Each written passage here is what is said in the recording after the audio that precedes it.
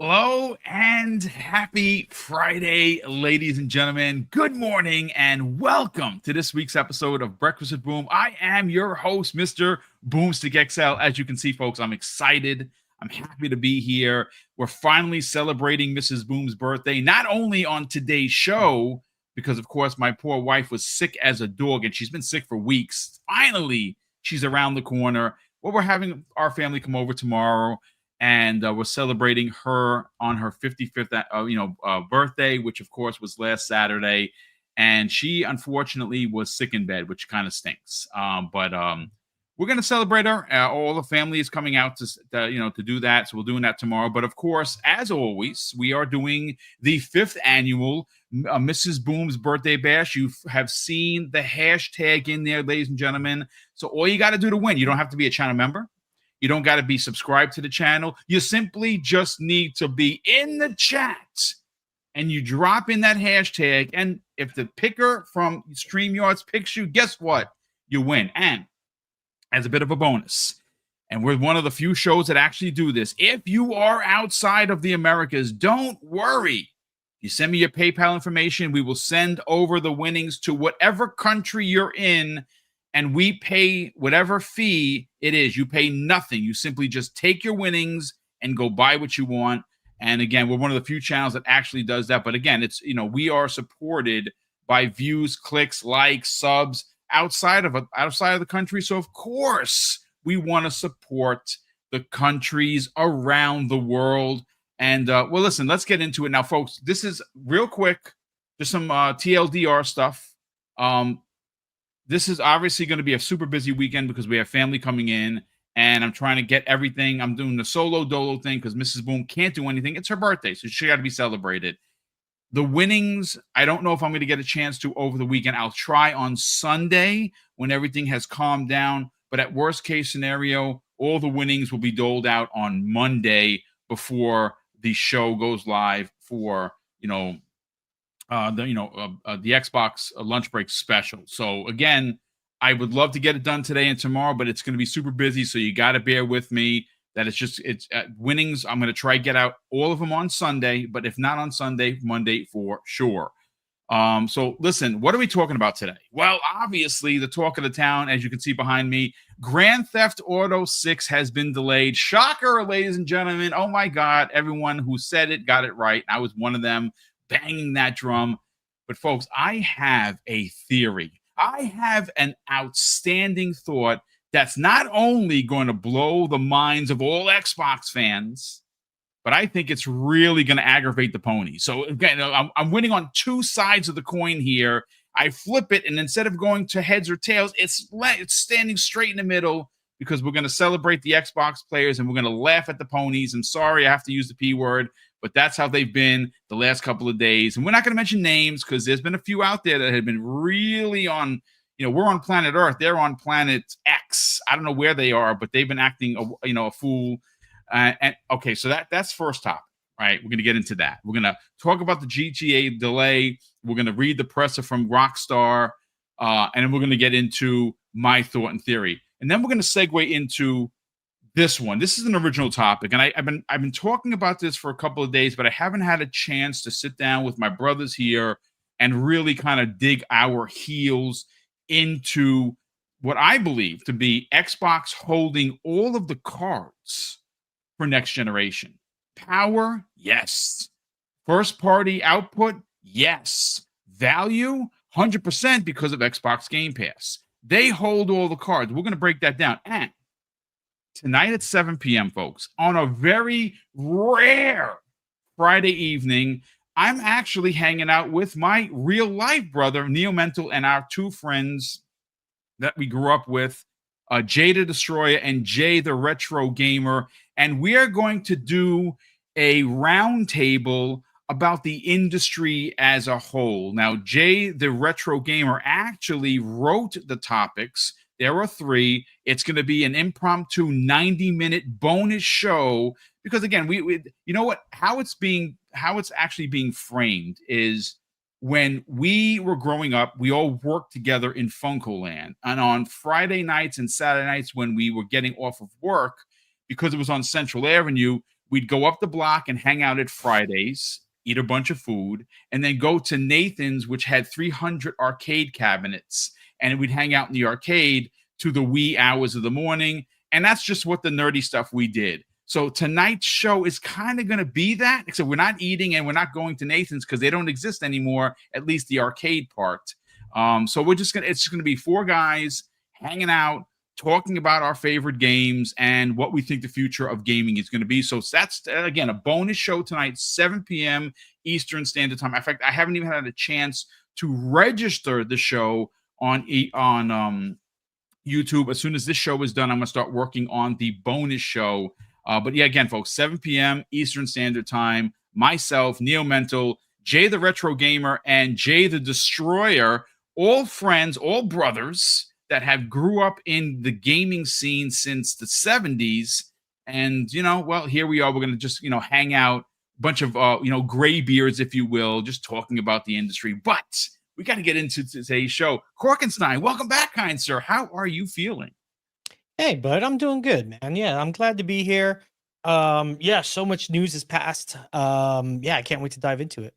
Yeah, we have a lot to get into for sure. Crispy Bomb, you always seem to show up when there are receipts that need to be shared and pointed conversations that need to be had. How are you feeling, sir?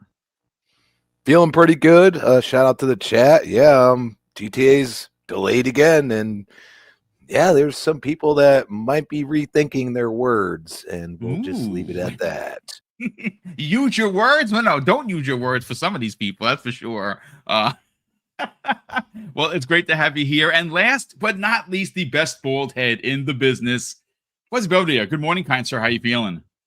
Good morning. How's everybody doing? Man, it's been fun watching the unraveling of PlayStation Nation with everything from, being multi-platform is bad for the industry to, hey, maybe it's not so bad to stream games and have dual entitlement possibly. But yeah, shocker. We got a lot to get into, so let's do this. Yeah, you know what? We're going to have fun with today's topic. So let's, again, folks, I'm going to once again drop the hashtag into the chat. Let me get into the giveaway tool, do a quick copy and paste because for some reason it did not work. So I'm going to drop it live into the chat. Please, folks, if you want a shot of winning one of 10 prizes, 8 $25 gift cards, and there are 2 $50 gift cards up for grabs, 1 winner per card, which means we're going to have a total of 10 winners. You do not need to be a channel member. You do not need to be subscribed to the channel. You simply have to be in the chat and put the hashtag in. And if you win, well, folks, you win. And I just did that. So again, please copy and paste. And you know what, real quick, Ducato drops a very generous $25 super chat. And he says, hashtag happy B-Day, Mrs. Boom. That's very kind of you, Ducato. We appreciate the generosity. And yes, I'll buy her flowers. Appreciate that very much. But look, gentlemen and chat, yesterday, in what is becoming almost a regular thing with Grand Theft Auto, it was delayed from its May 2026 day to November 19th of 2026. It is about a May, June, July, August, September, October, November. So it's about 6 or 7 months, depending on the numbers on where this game is being delayed. So a 6-month delay at the minimum is going to give this thing more time to do what it needs to do to launch on every console that it can and work on every console that it launches on. Interestingly enough, there are some behind the scenes and in the public eye stuff going on. Korkenstein and I were talking about it in the green room. And look, the thing is this. There are 2 sides to this story that are probably the reasoning behind this delay. Right now, apparently, and again, this is just rumors. I am not in the room with these people, so I don't know for sure. I'm only going based on what I have read. Rockstar Games is a complete shit show. And what I'm talking about is developers versus management. Now, there was a story about 40 members wanting to start up a union, and they were apparently sent packing because of it. Is that true? Well, I don't know, but that is what was said. And the union that is defending them, well, came out and said that this was happening. Now, talking to Korkenstein, there is another story that Rockstar Games is going with, and apparently 40 of these developers were in a private Discord, and they were talking about the game, and somehow that private Discord got made public. How that happened, why it happened, I literally have no idea. But apparently those 40 people that were apparently leaking stuff were sent packing, and some of those people had a significant amount of time at Rockstar and were intricate parts into its design, so their loss is being felt. Now, is that because of what happened? I don't know, but what I do have in front of me is the presser from Rockstar Games. And before I bring in Korkenstein to get his thoughts on the delay, and then we segue into what I think is ultimately happening next year in November. This is what Rockstar Games, their official X account, had to say. And it simply says, "Hello, everyone. Grand Theft Auto 6 will now release on Thursday, November 19th of 2026. We're sorry for adding additional time to what we realize has been a long wait, but these extra months will allow us to finish the game with the level of polish you have come to expect and deserve." End quote. Now, there is a longer presser, but again, we're doing a podcast, so for time's purposes, I took the short one. But they did say this in an additional post: "We want to thank you again for your patience and support. While the wait is a little longer, we are incredibly excited for players to experience the sprawling state of Leonda and return to modern-day Vice City. Sincerely, Rockstar Games." So that's the presser, ladies and gentlemen. Korkenstein, let's talk about it. This is ultimately going to be the biggest game of 2026. I don't care what year it releases it, and it is going to, I think that every record in gaming that has been held before this is going to be shattered. I think that this game makes $1 billion in its first 24 hours. I do think the best-selling platform is obviously going to be PlayStation. There's no doubt about it. What's interesting with this particular release is that there are only a total of 3 consoles, well, 4 technically, that this is releasing on. You got the Series X and S, and you have the PlayStation 5 and PlayStation 5 Pro. Now, we have heard rumors of the PlayStation specifically sending a team of engineers over to Rockstar to work with them to make sure that this game is not only running perfect, but potentially running at 60 frames. I don't know if that's true, but this delay suggests that they are having some internal problems with, again, one of the rumors coming out of Rockstar Games is that morale is really, really low. And when you have bad morale, you have bad development. You miss deadlines and scheduling and releases. And, again, this could be an internal work slowage. I've seen things like that happen before in different industries. It could very well be that they have decided to, as a team of developers, slow down their development to kind of stick it to 2K games. Again, that's pure speculation on my part, but it has happened. Are you surprised by this delay? Not really. I mean, every Rockstar title that's come out the last, few years has hit a delay. To be honest, I don't think it has to do anything with the employees. Rockstar has a ton of employees there, especially with Take-Two. I doubt they're going to be the only ones working on it. But yeah, from what I saw, I think Bloomberg did an article on it.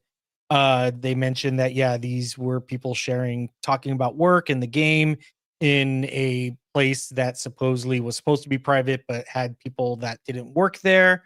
as somebody who's former, working in the industry and bound by NDA on projects I've worked on, yeah, that's a big no. I never even told people when I worked there what I was working on, things like that. There was projects I've seen that never saw the light of day, things like that. You don't risk it. It's just something. Even now I still do some testing and some testing and consulting here and there for stuff that I've seen that I can't talk about. Even when Xbox was starting its research and development, I was able to see the Series X before it even came out.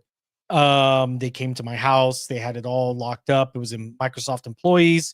Yeah, and they showed me, they got my feedback on it. It was really Nice. cool. That is freaking awesome. But look at you, Mr. Spy. Yeah, so there's things I can talk about it now since it's out and things like that that's happened. But it was a really cool experience. But there's stuff like that you have to just be quiet about, but sadly, I guess, insider leaker culture is all the rage right now, and everyone's looking to get those clicks. So I'm not really surprised by it. I think what it is I thought maybe it might be for the PC. I mean, maybe to kind of, so it's not such a long wait between PC. But what I think it really is I think it's more so they online is having issues. The game's going to be gorgeous. We already know. Even the regular GTA Online kind of scales back the graphics significantly a bit to so you can have that free flowing world that's consistent, and you're not having to worry about slow load times, things like that. There's a lot that goes on in that aspect, and I think GTA Online hit a snag, and I think that's why they're like, you know what, let's just give GTA, because that's the moneymaker. It's not the single player game, surprisingly enough. It's not the single player, it's GTA Online, because Online is still printing a ton of money for Rockstar right now. This is the only way that Rockstar, there's very few legacy developers that are able to do this and take delay after delay and really take their time with a game. And the only two I can really think of are Blizzard, and that's because of WoW, and Rockstar, and that's because of Grand Theft Auto Online. And Grand Theft Auto just naturally as a series, but still, that's the only thing I can see is that is that online's in trouble. And not in trouble, that's a poor phrasing, I guess. I think they've hit a few roadblocks with online, probably trying to give it a nice persistent world, things like that, connectivity issues. When you have that many players jumping in, just the slightest little thing can lead to a disconnect and problems, and especially with a new gorgeous area and bigger world supposedly, it's going to cause some issues. So online, I if I had to guess, I would say it's either one of two things. It's to get it more in line with the PC drop, or to get online where it's at now. If Microsoft was smart, they don't have to pay for a partnership, especially with marketing and stuff like that. They could just drop a console, whether it's OEM or whether it's their own. What is it? I think November 15th is the 25 year. We're gonna, you know what? Okay, this is what we're gonna do. I was originally gonna segue into it. No, it's fine. Okay, we can do that later. Yeah, because it is my theory, and this is where again it's so pointed that I think it's correct. I could be 1,000% wrong, Cork, but I think I'm right. So what I want to do is I want to just keep the conversation onto the delay, and then we're going to go right back to you, because I have a thought and theory that is so on point that it has to be right. Okay, I thought we were all knocking it down to one thing. I didn't know we were going to segue. My bad.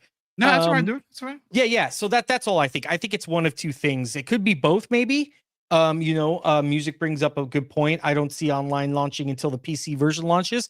That could be very well true. Let people get through that campaign, and then here's the online portion. But I think it was so significant of a gap that they didn't.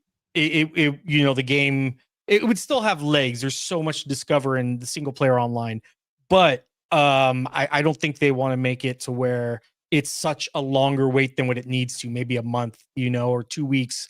2 weeks to a month, I would say that, once GTA launches, they want to have that online launcher and PC ready to go.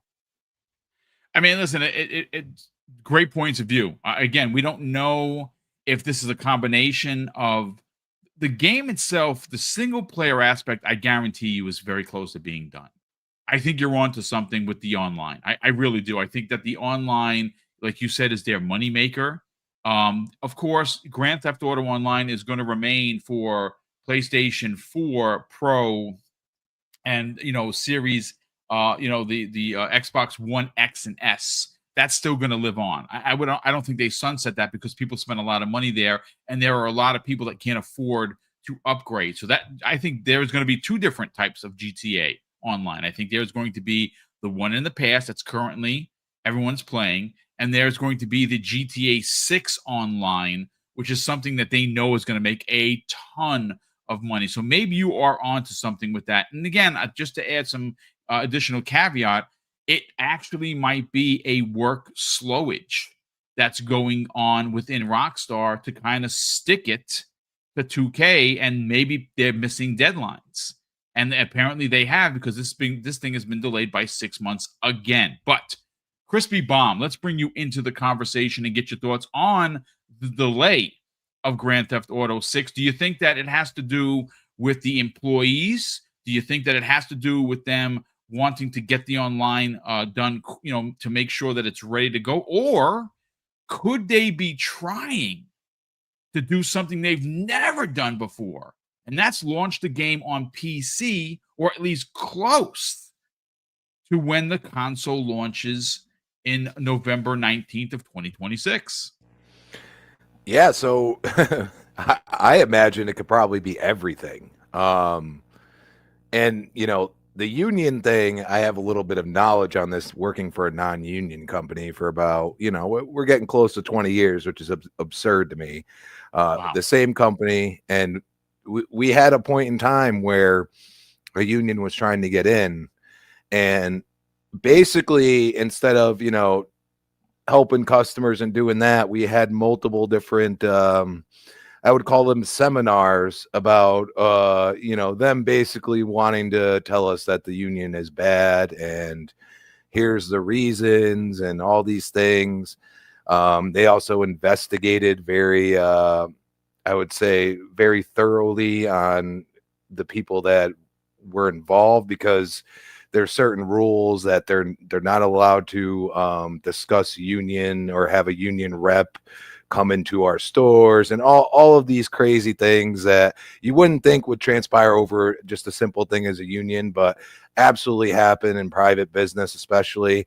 So you look at that and you say, could they be possibly looking at this in that type of light, really trying to figure out if there's more people involved? If that's the case, these are still not corroborated completely. We haven't seen too many publications running with any of this yet.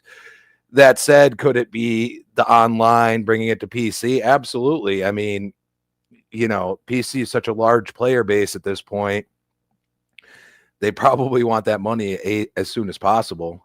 And, the online thing, that's their moneymaker. It's not just selling the game. They make a ton of money on the back end from that. And if it's not running correctly, if it's crashing, crashing or anything else, maybe they're having issues there. So we're going to probably find out more. Right now, there's multiple different rumors going around, and, more or less we're speculating on the online thing, which, I mean, honestly, like, they make so much money off that. I mean, I think Cork is definitely onto something with that. So we're probably going to talk about this again in, within the next month. And then are they going to delay it again?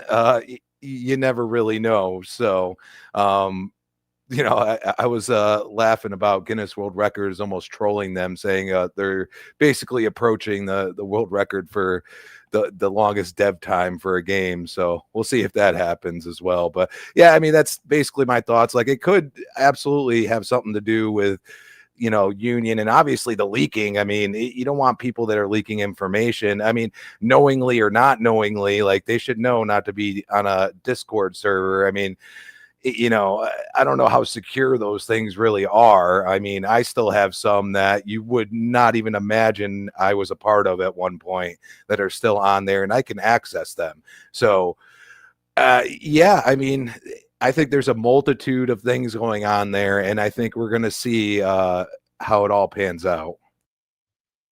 I mean, it's great point of views, dude. And again, I really love the broad stroke. I think it could be everything, and I actually think you're onto something. I think that this might not just be a singular targeted event. I think this might be so if you just look at the stock market, their stock took a monster size today. I think they lost like 18% when they announced the delay. Obviously, they're still making money. 2K has a lot of service games that they have out that are making money for them, right? So they're not hurting for money. But GTA's, like I said, folks, I think every conceivable record in gaming history is going to be obliterated when this game launches. It's just everything is going to be evaporated, and there's going to be a new standard. I don't know how many franchises can do what GTA is about to do, but this delay has cost them up front some bucks. But again, we have a segue, which I'm going to cut all of this down into three different videos, folks. So if you missed it live or you don't have time to sit in front of a podcast for 90 plus minutes, you're going to get a chance to to hear it in like 20-minute clips. I'm gonna or 20 or 30-minute clips. But Fuzzy, let's bring you in on the conversation. So again, what I love having a Fuzzy on the panel for is he understands tech. He understands what goes into making a game, as well as enjoying playing a game as a fan. Fuzzy, this delay is 6 months. And like I said, depending on the actual dates, it might even be closer to 7 months. And 7 months, additional development time is a really big deal. This is not the first Rockstar game to have multiple snags. We've seen it with GTA 5. We saw it with Red Dead Redemption 2, and now Grand Theft Auto 6. It seems like we've been talking about Grand Theft Auto 6 for 20 years, and in the process, all of us, and I mean everybody in this panel, everybody in this chat, has bought GTA at least 17 times. You just don't know it. It's in your couch cushions, folks. Go look. You're going to find 16 copies there. I'm telling you. Let's talk about the delay. This, again, no one's really super surprised, but there is a lot of background noise, and it does make sense. Let's get your thoughts. Well, yeah, I think the big thing now is kind of like what Crispy was saying. It can be just about everything. Like the union thing, I think will definitely have some effect on it when you're laying off people because of leaking and the I wouldn't say the breaking up of a potential union kind of thing, but all in all, that itself, loss of manpower, loss of talent in that time period is going to cause a bit of a delay. But I think there's also the fact of them missing deadlines. Like there's certain, I wouldn't say stretch goals, because that's more so like if you're doing an Indiegogo or something like that, but there's certain I forget milestones. There's certain milestones that need to be met by a certain time, and when they're not, it's a delay, or in some cases, and we've seen this with Xbox, we've seen this with PlayStation, we've seen this with other publishers, a game could be potentially canceled. Now, GTA 6 is not going to be canceled. This isn't Agent. This isn't some side project or anything. This is their main bread and butter that they're working towards, and that's why they took as much of a stock hit, which, by the way, with them taking that stock hit, if you're interested in stocks, it might be a good time to pick it up since it's a little bit cheaper. And when GTA 6 comes out, you'll make probably what you have to pay for it in the long run if you buy a couple of shares. But all of that stock talk aside, they definitely are falling behind on certain things. Like, I know there's a anti-crunch culture narrative going out there, and Rockstar, I'll be honest with you, really doesn't give an F about that. But it's one of those things where if the noise becomes too loud, where investors hear about crunch culture and so forth, it could be a bit of a detriment. So they're probably, hitting certain walls as far as getting stuff accomplished at a certain time or by a certain time. The single player, I don't think, is as much of a lag behind, primarily because they've been pretty good when it comes to the story aspect of things. They go through testing usually quite a few months before it's even released, where they're doing missions and trying their best to break that game. And very rarely do you see the big breaks in the game. Like at worst, you might have a reappearing money briefcase or something like that, kind of like what they did with 5. Or you might have it where, the hot coffee situation that was, what was that, San Andreas or something like that? San Andreas, yeah, hot coffee. So they might be going through those kinds of things, just making sure. And given the climate where certain things might be considered off the table, they might be, focus group testing a few things just so they don't take a hit on, cancel culture or potentially boycotts, which I don't think they're as worried about that, but that's probably something that they're, at least making sure that it's at least looked into, so that way it's not like caught off guard and investors are up in arms over at Take-Two and stuff like that. But there's a lot of stuff that could be causing this delay. I'll be a little bit scandalous with this. It could be adding the PlayStation devs to try and help get this to 60 frames. Like, they're trying the impossible. And the reason why I say they're trying the impossible, the hardware for these current consoles and probably what they've upgraded in that Rage 2 engine, I think that's what they're using, which is like an upgraded version of what they used in 5 and Red Dead Redemption 2.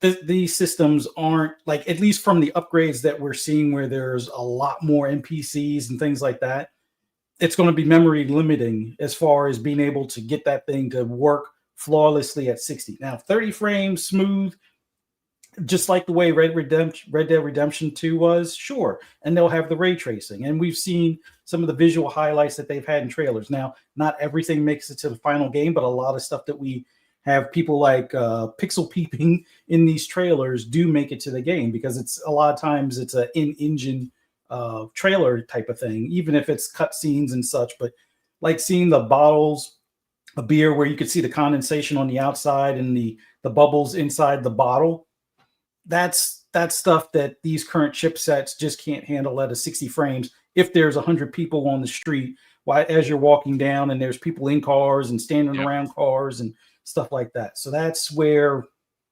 I don't think that this game will see 60 frames in this generation of hardware, unless they downsize it to 1080 at max and have it where it's scaling down to as low as 720.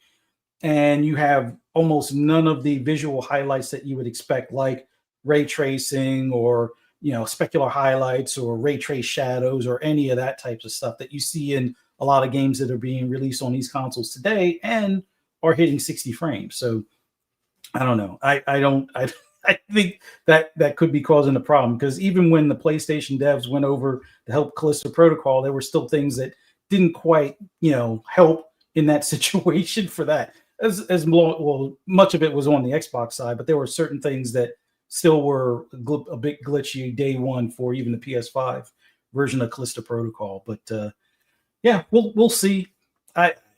This game is the most anticipated game for probably the next 2 generations.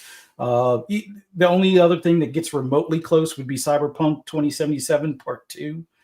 Witcher 4, I don't even think reaches the same heights as this, but we'll see how that plans out. But I think it's, the union thing, letting some people go because they broke NDA or shared info or leaked info, which is a big no-no in the business world.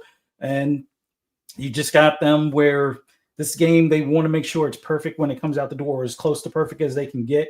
And they're always going to make sure that it's above bar in comparison to a lot of other publishers. Like your EAs of the world will say, just fix it in post. We'll patch it and fix it. Sure, there have been times where they've had to patch Rockstar games stuff that they've released, but a lot of times their day one release is better than sometimes a year after most other AAA games have been released and patched several times. So we'll see if that winds up being the thing. But the biggest thing that kind of, I wouldn't say concerns me, is that we didn't get a trailer. Like typically when there's a delay, and if I remember right, when they did this for GTA 5, we kind of found out about the delay at the end of the trailer. So them not having a trailer at this point feels a little off brand. So maybe that union thing caught them off guard to some extent, more so than they anticipated. And, with the investor call, maybe they have to kind of throw a trailer together after the fact, as opposed to having one pre-planned out. But we'll see how that pans out. I mean, we're certainly going to see. It's going to be very interesting to see which way this thing goes. I would say that as a bit of a consolation prize, maybe there's been rumors for months now that they're going to drop the Series X and S and PlayStation 5 and Pro versions of the Western. Their Western. Red Dead Redemption 2, which again is a game that when it came out was perfect. Like it was perfect. And I still think that there are a couple of games that from the onset just stick with me as a gamer. For me, one of the greatest openings was Uncharted 2. With Nathan hanging off that train and walking in the snow and seeing his footprints, probably one of my favorites of all time. But Red Dead Redemption 2, that opening scene, incredible. Just absolutely incredible. So maybe as hey, we know we effed up and we want to still make money, we're going to release and I'm sure there's going to be a purchasable version or a next gen version. I'm hoping that that if you already own the game, and I think most everybody here does, you'll get a free upgrade, but it's Take-Two, so I don't really know. But I'll put it this way. I know this is terrible for saying this out loud. That game is so incredible that if there was I'll put it this way, for me as a collector, if they released like a collector's edition that came with like his gun, his 6-shooter, and the game, and it was like $200, I would frame that. I'd put that up on the freaking wall. So yeah, I would definitely be there for that. But look, before we segue into what I think is actually happening next year, and listen, folks, if you are a PlayStation fan, you're either gonna hate this story or you're gonna be like, I might have to get an Xbox. But walk with me on this one, folks. But before we get there, I want to announce the first 5 winners, and then I got to get to the super chats because they're coming in fast and furious, and I want to make sure that we spend enough time on them because people don't have to give us anything, and they apparently have given us quite a bit.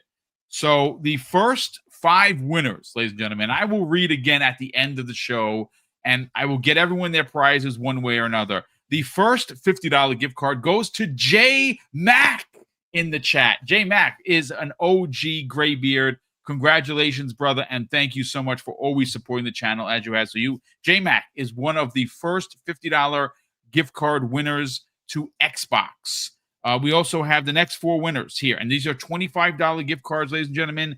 Punty 050 127 Yankees in the chat, which I've never seen that name, but maybe it is somebody that, because of these ats now. I mean, now I don't know who's who unless I visually see your icon, and most people I can recognize, some I don't. So 127 Yankees, you are a $25 gift card. Stage on X has won a $25 gift card, and Lord Chaos has won a $25 gift card. Wait a second. Music says all Yankees are disqualified.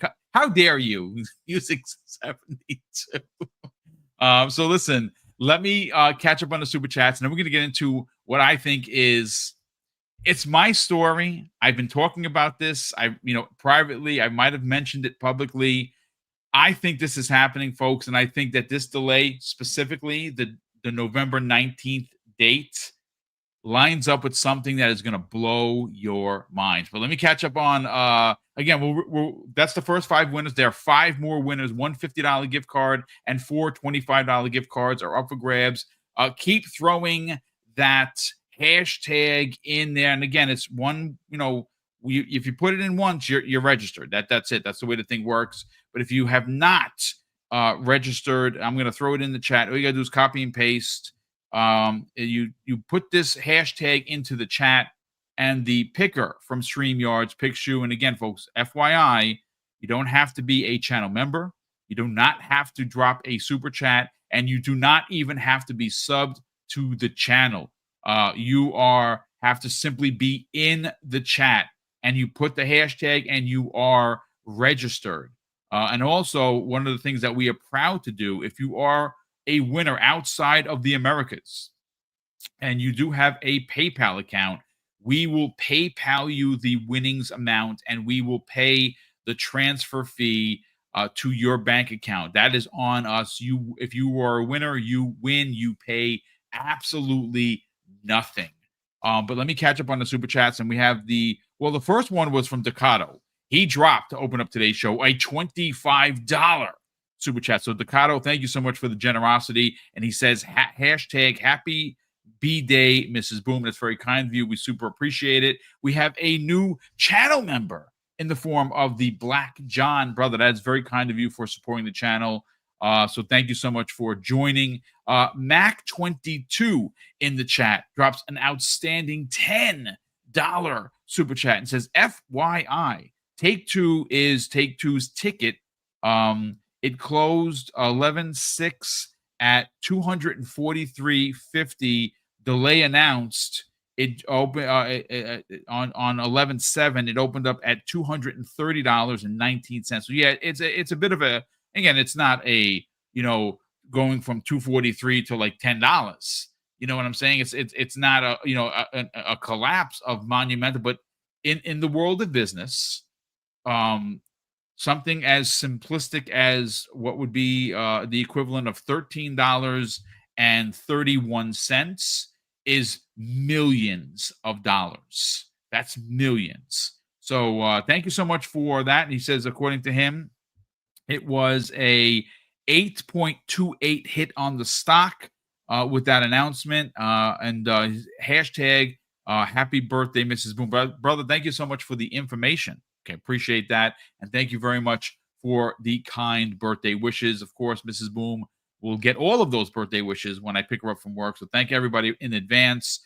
J-Mac, who's been a channel member himself for 48 months. He goes on to say, the GTA delay sucks for the platform that doesn't have any games. Wink, wink. Hashtag graybeards being messy.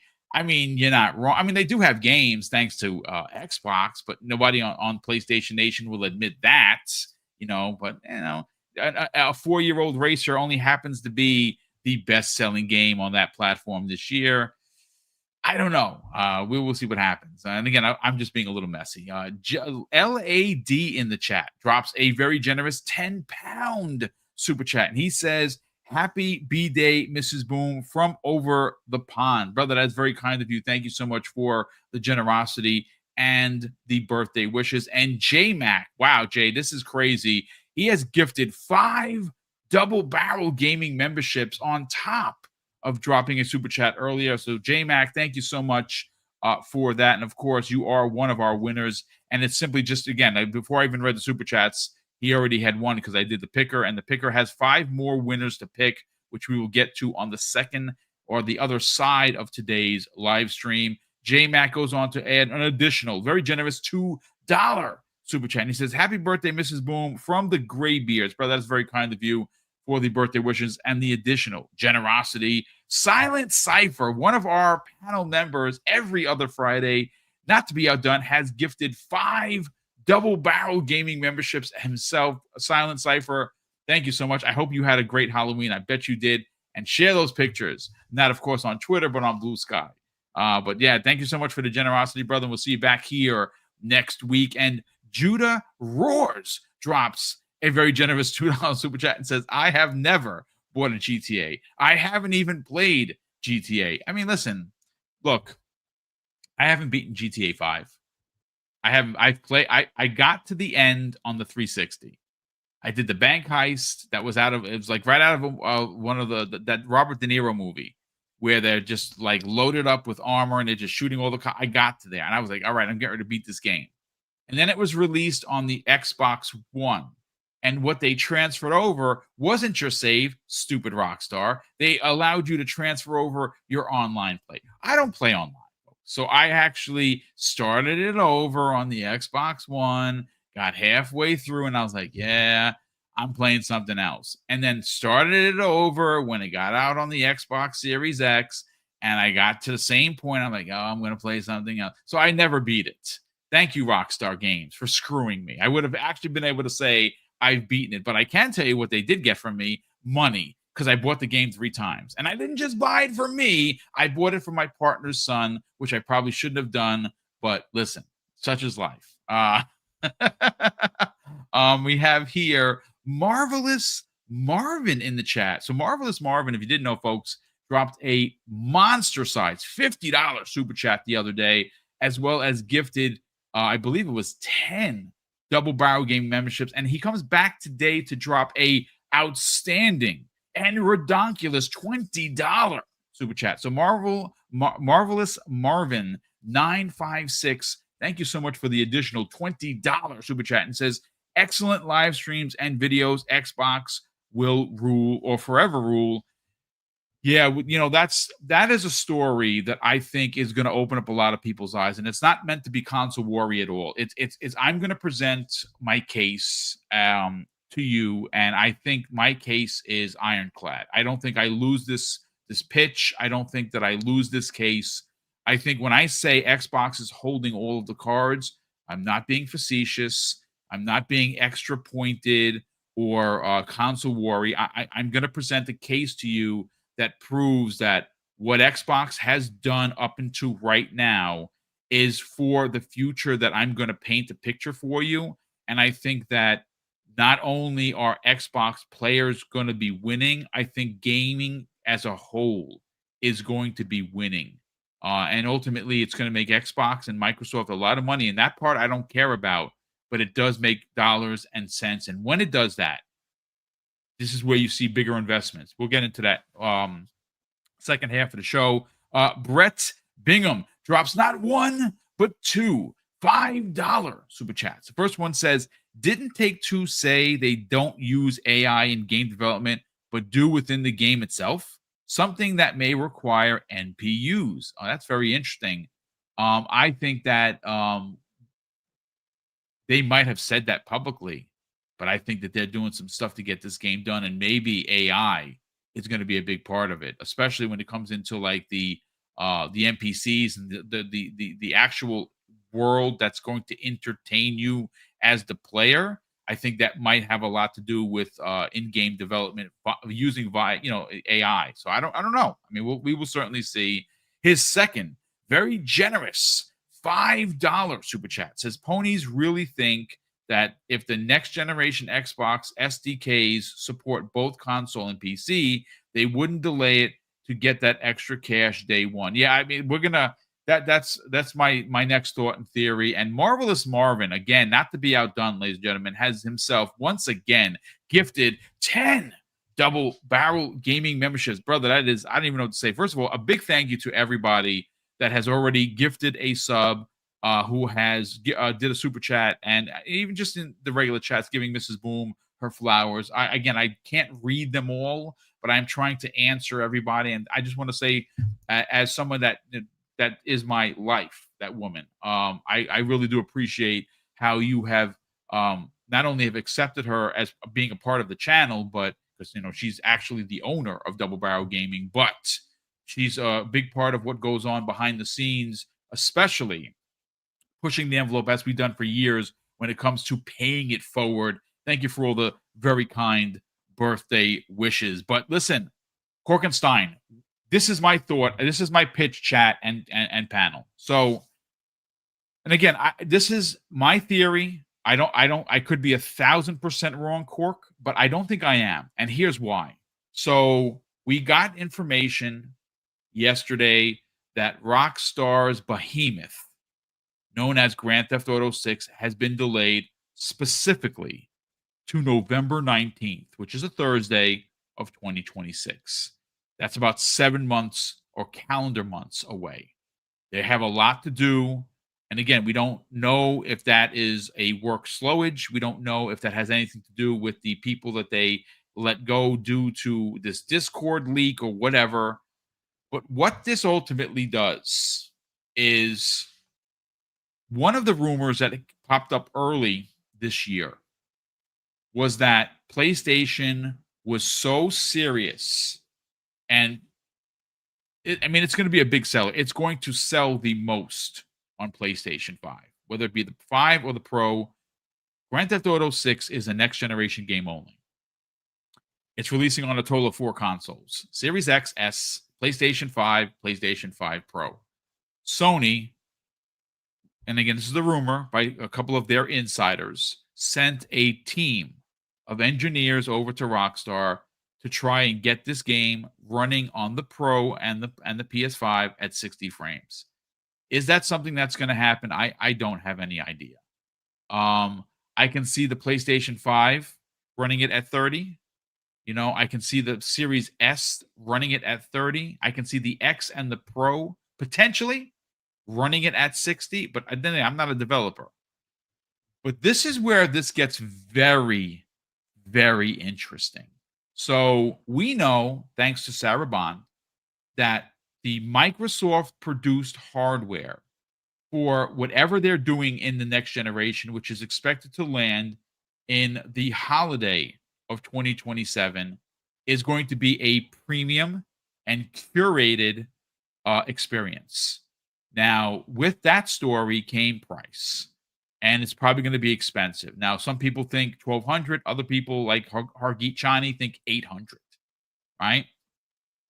I think there's going to be a handheld, a dockable handheld, or at least a singular handheld in some way. But that's 2027. I want to focus on 2026 here, gentlemen, and chat. And here is what I am pitching to you.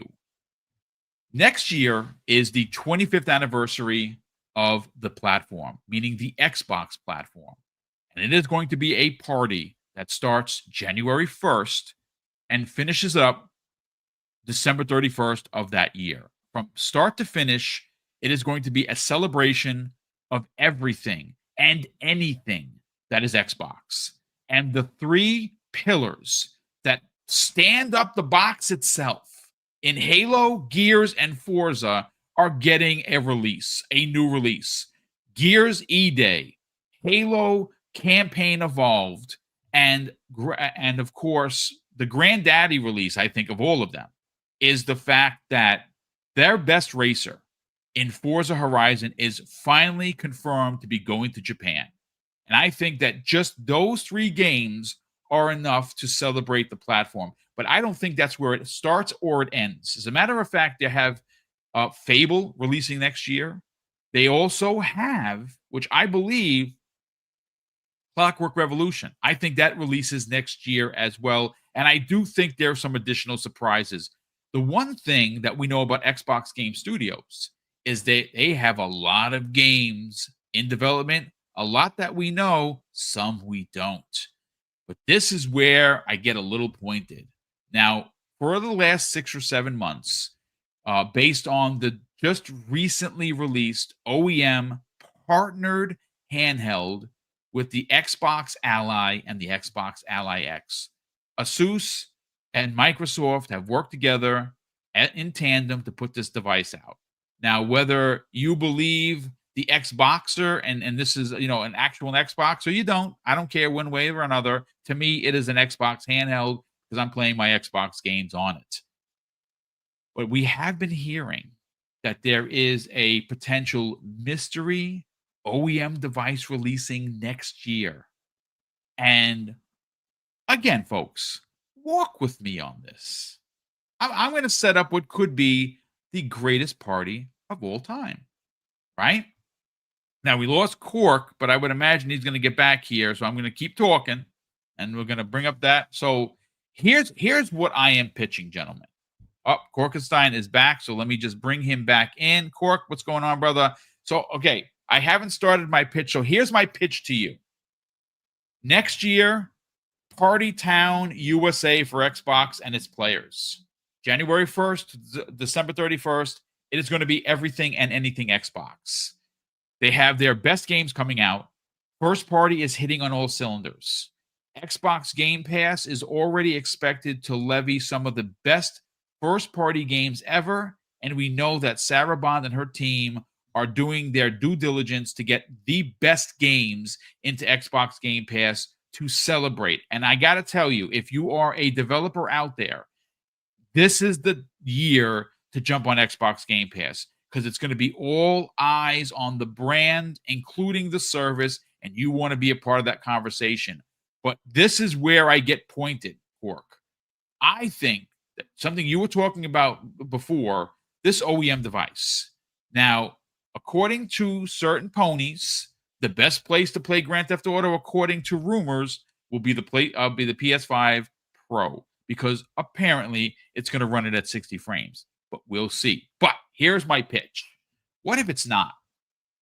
What if the PlayStation 5 Pro is the second best place to play your new and shiny Grand Theft Auto 6? What if the best place is the partnered Asus and Xbox, who is currently working with AMD to get this device out, this under-the-box mythical thing that is going to run your Xbox games? It's going to run your PC games on Steam. It's going to run your good old games and even your Epic Game Store games, all on this partnered box underneath your TV. And it's going to be what?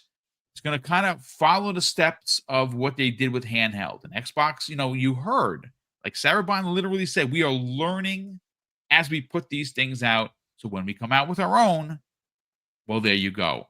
Cork, I want to get your thoughts on this because November 19th is a very specific date. And that just so happens to be 4 days after November 15th, when what? The original Xbox released with Halo Combat Evolved. Wouldn't it be a story to have this OEM box, this mythical thing that does everything and anything when it comes to playing games, releases on the 15th to celebrate what? The Combat Evolved remake. And on top of that, 4 days later, becomes the best place to play Grand Theft Auto 6. Because again, this is going to be an Xbox. You're going to be able to play your Xbox games on it. Grand Theft Auto 6 is launching on an Xbox. This would break the backs of all of the ponies that think that the PlayStation 5 Pro will be potentially the best place to play. I'm pitching that it's going to be the second best place to play. Let's get your thoughts on my thoughts and theories on the OEM device releasing 4 days before Grand Theft Auto 6. Yeah, I mean, it's possible. I think, it's definitely something that could be coming out. I think it's actually the Xbox, like an actual official Xbox device that's going to be. Okay. I mean, I don't know. For me, it would seem weird to be like, here's Halo, first on the OG Xbox. And then you're like, and here's, I'm just going to make up, Razer's OEM, it would have like a lot more impact, I think, for me, is if it was like an actual Xbox device. And it would make sense because why is Xbox going to pay a ton of money in marketing to get that, Rockstar, play it on GTA 6 on the, the next box. That's what I've been calling it, the next box. And like, why are you going to, pay all that money? Because Rockstar is not going to be cheap with it. No. To get GTA marketing on your console is going to be a pretty penny. $1 billion, brother. Yeah. So why not just Xbox, release their own 4 days They've definitely built, Grand Theft Auto 6 on the GDK because that's how you get it on Xbox. That's how you get it on Windows PC or Xbox PC now. Why not? Yeah, it would utilize all the same stuff. Now, will it be optimized for that? Probably not, unless they have a developer kit. But I think it would be in Xbox's best interest, especially if they want to hit those initial sales. Yep. And yeah, especially if this is going to be a beast of a machine where, we're thinking anywhere from $800 to $1,000. That's going to sell consoles right there. Some people believe it won't. I think it will. Especially if, you're going to be able to get this next best, Xbox Magnus chipset with top of the line console graphics, I guess you could say at the time. We don't know exactly what the specifications are, but it will definitely be a leap and bounds above what the Series X is doing and what the PlayStation 5 Pro is doing. It would just sell. So, but then again, you also don't want Microsoft to rush a console. Now we're looking at Red Ring of Death again, because they didn't get the heatsink right and the, wasn't cooling down fast enough. And now here's this awesome console that loses all of its hype and they got to rebuild again from the start. So we don't want them to rush it, but I think it would behoove Xbox to try and get this thing out as soon as possible. That, or maybe they can't and they're like, okay, yeah, here's an OEM device that's using Magnus.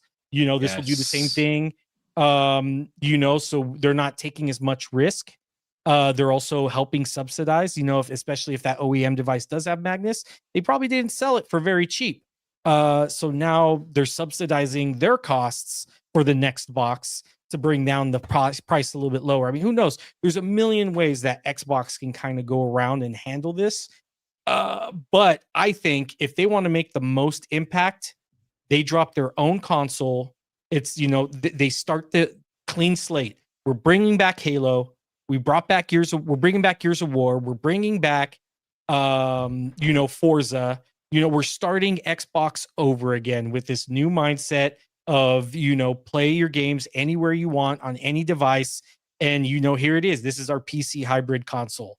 And that's the new Xbox kind of going forward. I think that would set leaps and bounds as a console. And with GTA 6, like I said, it's a no-brainer. I would go out and buy it. I'm already going to buy it regardless of when it comes out, just because I would love a PC console hybrid. But yeah, it'd be funny because especially when you had people running to the stores to be like, oh, I want to play a game that hasn't even have a release date yet at the time. I want to buy it to where it plays the best.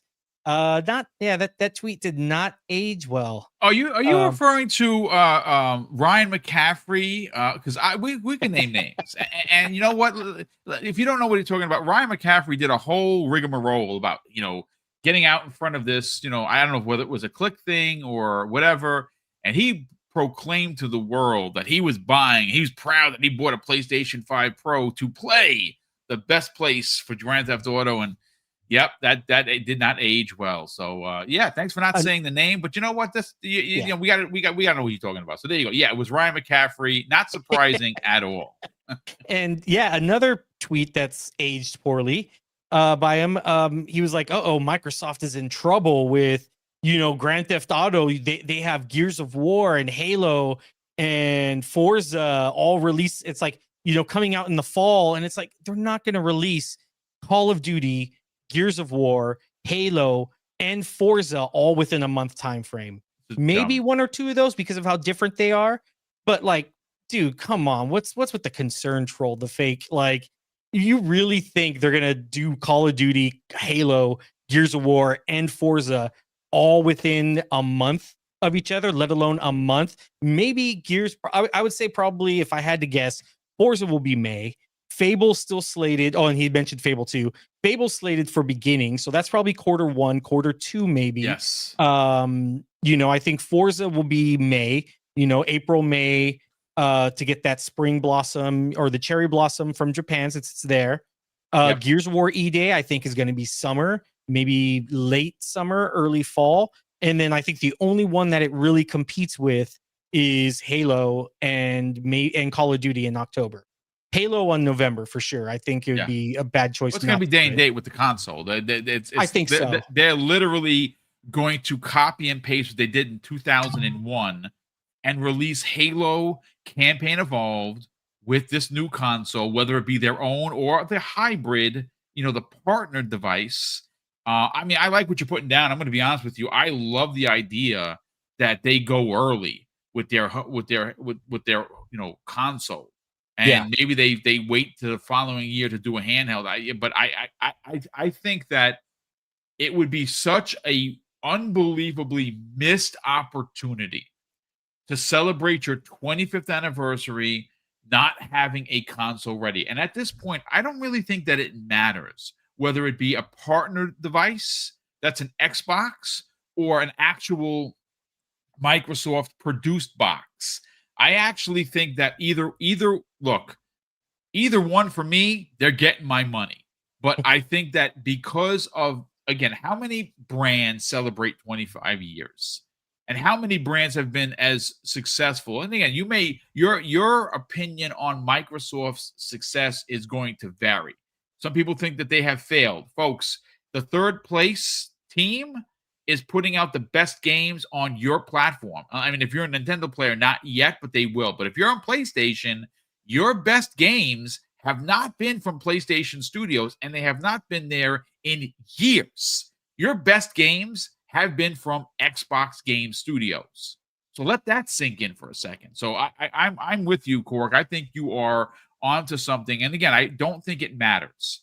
I think that you have to have a console, whether it be an OEM device or your own. You gotta do this right. You only hit 25 years once in a generation. You're celebrating Halo. We know Halo is looking fantastic and is going to be a major step up from the original 2001 release in every way, shape, and form. You got to match that with a console, and I think that's what is going to happen. So great points all around, Cork. Crispy Bomb, let's bring you in on this. Now, look, this is all speculation, and I could be 1,000% wrong, but I don't think that I am, and I don't think Cork is either. I think the way Cork has lined this up is pretty damn important. I want to get your thoughts on this because 25-year anniversary, Halo confirmed already, Gears coming out next year, Gears of War E-Day, right? We're getting a new Forza in Japan. Fable is going to be released, and I think that not only are we going to get a developer direct in January, as we've done the last 3 years with Fable, but we're going to get a Fable to come out maybe in April, right? And of course, you have the other three bigs. Where do they fit in? That's a topic for another show, but I want to talk about this hardware because I think that we're onto something here. And here is where I add some additional salt to this dish. Why do you think Xbox didn't do a mid-gen refresh? Because they were looking much further down the road than Sony was. And because they didn't spend development dollars on a mid-gen refresh, they have been able to work with a partner like Asus and get a pair of handhelds out this year. I think that they could be set up to release the first OEM device of Xbox's history next year, if not their own device, which will come out in 2027. Let's get your thoughts. Yeah, it's kind of crazy how many anniversaries that are going on next year, and also the amount of games. Like, you could literally release one game, and it could probably potentially be enough according to the stands, because, you get like one major release.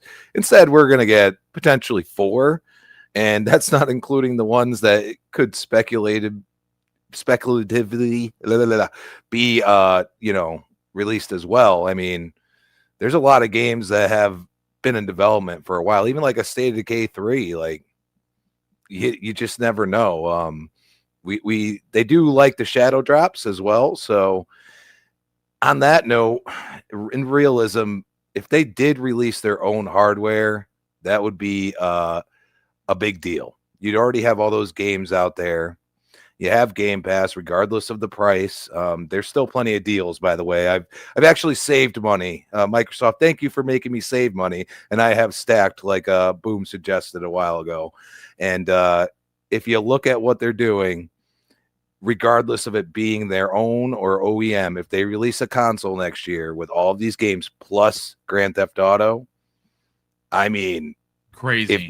if you have a 360 or you're playing, the one generation and you don't play games like that, but that you're waiting for that Grand Theft Auto, if you're gonna, drop the money, you're gonna do it on a PS5 Pro, potentially, looking at the metrics, it's already around $800. If they could hit that $800 mark with a new console, I think it would be a big deal. And also what they're trying to do and being able to use Steam and potentially even play PlayStation games. I don't know. I think a lot of people that maybe, on the last gen might look at that and say, why not? I mean, it just makes sense to invest in, even if it's higher priced and have all these options. So it would be a really big deal if they could do that next year. And I think, the way, like you said, they didn't do a mid-gen refresh. You don't know how long they've been cooking on this. So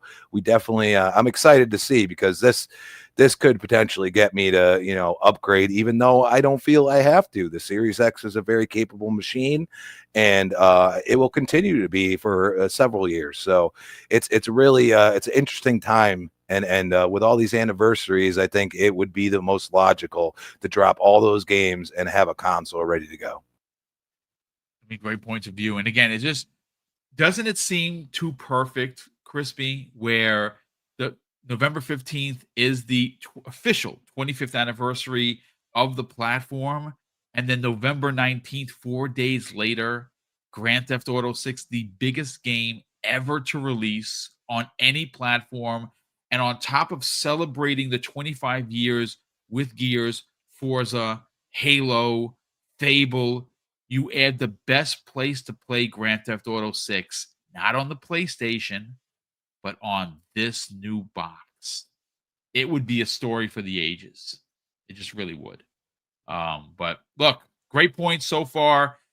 Fuzzy Belvedere, let's bring you in and get your thoughts on this OEM/Xbox device that could be happening in November of 2026. Again, we are officially over a year away from Grand Theft Auto. We are officially over a year away from what is expected to be the celebration of celebrations. Xbox is celebrating this 25th anniversary.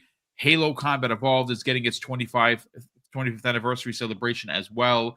And on top of that, again, it seems so good that it's almost storybook good, where the 15th could be the launch of Xbox's console, whether it be their own or an OEM device, and then 4 days later, you get Grand Theft Auto 6. So not only could you be playing Halo Campaign Evolved, but you'll be able to play Grand Theft Auto 6, which is going to be a beast, and you need a beast to run this game on, and it would be one hell of a story.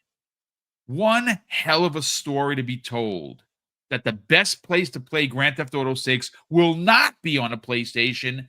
It'll be on this Xbox. Let's talk about it, man. I kind of in sync with Cork on this, with it being an official device from Xbox as opposed to an OEM. Although the OEMs could be available at the same time, so that way we have those variety of price points. Maybe a slightly underpowered one that comes in closer to 600 or so, or a beast of one from, like, let's say Alienware, for example, at like 1200. But a key thing that I know has been mentioned before when it comes to Xbox's console, it's targeting 2027. Well, when does fiscal year 2027 start for Xbox or for Microsoft in general? That would be October 1st of 26. So if your pre-orders open sometime after October of 2026, that's still technically the fiscal calendar year of 2027 for Microsoft. So I'm really thinking that they are going to have their own console, their own in-house brand, one that will be available around that time frame. Some of the key things that will kind of solidify that will probably be the VGAs this year. Not expecting, but it would be pretty awesome if they do another like Series X unveil, kind of like what they did at the I think it was the 2019 VGAs, and then we got the console in 2020. So to do so for the next gen, I think we can keep our fingers crossed that we see whatever the next gen Xbox. I call it Next Box as well, NE Xbox, and NE for plays any Xbox game or new edition Xbox, or however you want to frame it. It's going to be the next Xbox, but I think that's what we get to see, on November 15th, or I think we get to see it sooner. But I'm under the impression we'll get to pre-order it in October, and then hopefully be able to pick it up at GameStop or have it shipped direct from from Microsoft or from Best Buy or from wherever, and have it in our hands in time for November 15th for the 25th anniversary and stuff. So I would not be surprised. But like you said, when it comes to like those OEM devices, since they partnered up with Asus, it wouldn't surprise me to see at least one of their partnered OEMs have a device that's either a slightly lesser scale or maybe a slightly upscale version of what they release. And I'm still fingers crossed hoping that the Microsoft one comes in at 800, and the OEMs can be a little bit below and a little bit above. And I know a lot of people say subsidies are completely gone. I still think they subsidize somewhat. Like at 800, are they losing the 200 to 300 that they were on the Series S sales when you look at the chipset itself? No, but I think if they're subsidizing up to like $50 or something like that to keep it under $1,000 or keep it under 900, I think they might wind up doing that, especially like with GTA being around the corner. Now we don't know what the pricing is going to be like on GTA 6. I'm one of those that doesn't believe it's $100. I'm actually thinking they shock the world with a subscription model similar to that of WoW.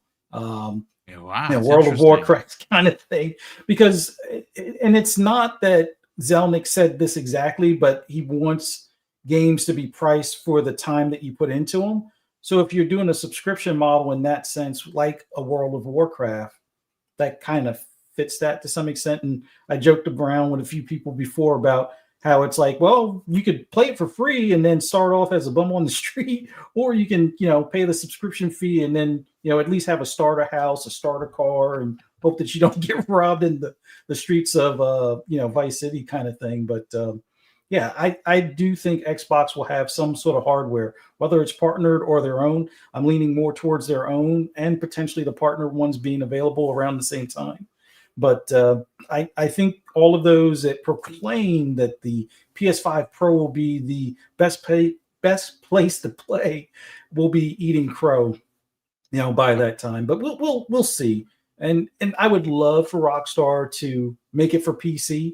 Maybe Xbox releasing this device will encourage them to release a PC version at the same time, because if the device is kind of a part PC, part console, definitely lock in that money from the Xbox crowd, wind up actually possibly seeing a lot more people pick up the Xbox because of that. And then the PC crowd won't have to wait the year to 2 years. You'll see all of that money up front, and the Guinness Book of World Records might have what was it, like I think the record is like 2 billion in a couple of days, which they did with GTA 5.